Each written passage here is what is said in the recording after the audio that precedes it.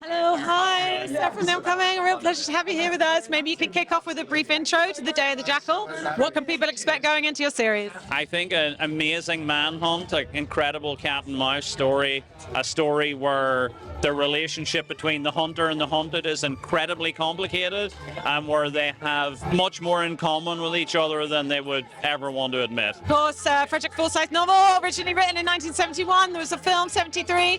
There's less of a remake and more a complete reimagining of the story. Yeah. What was the appeal for you of taking that on board? I think the fact that it was a reimagining and the fact that the reimagining was by Ronan Bennett, who created Top Boy, who, for my money is one of the most important pieces of television drama to come out of this country. So I knew that he'd bring he's so plugged into the zeitgeist. I knew he'd bring the world into the 21st century, and I knew he'd expand it, and I knew he'd go deeper, and I knew that would be a fun trip to take. And I guess in terms of bringing it into the contemporary era, it's also bringing it up to date in terms of technology, but also broadening our view of the Jackal. This is not just a one-note villain, if you like. We're seeing his other side, we're seeing his family life. Why was Eddie the right person to take that role on? Well, I think that part of the pleasure of it is you get 10 hours with this guy, so he can't just be a ghost or a chameleon. We have to go much deeper with him, but actually he's a succession of identities, a series of masks. You never really know which one is the truth, and you never really know if he even knows,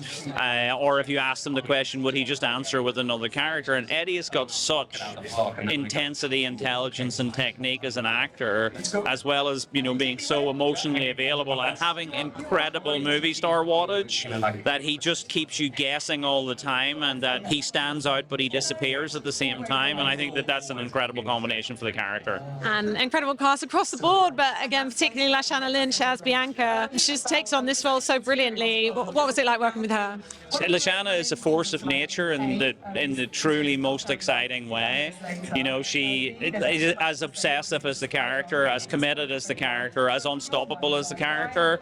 So that was pretty incredible.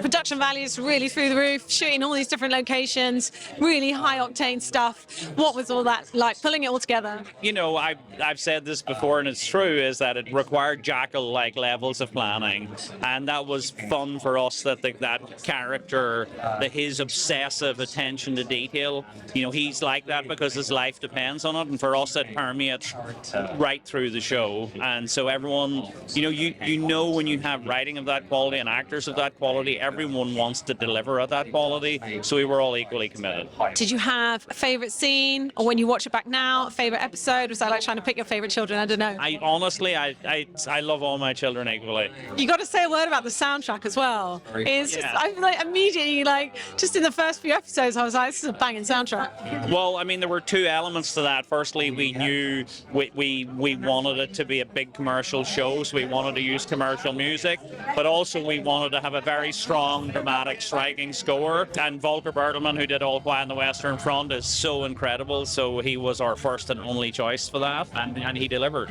What do you hope people take away? It really is an edge-of-your-seat thriller. It just feels like it's very addictive, first and foremost. I want people to watch it together on the sofa and disagree over who the hero is and who the villain is. And I want people to disagree over who should survive at the end. And I want them to be excited and disappointed and frustrated and elated in the same breath. What's next for you? Do you know yet? I've just made a film with Emma Thompson called The Fisherwoman that Volker actually also wrote the music for. And Chris Ross, who shot the Jackal, photographed it, and Natalie Humphreys, who did the costume on the Jackal, did the costume design for us. So some of the family came with me, and we had a totally different adventure. It's a kidnap story set in the wilds of Minnesota, so that's fun, and you'll be coming your way in 2025. Emma Thompson as well, acting royalty. Emma Thompson, it's like the Oscar-winning actors only, please. Amazing. Thanks for your time. Really enjoyed tonight. Congratulations.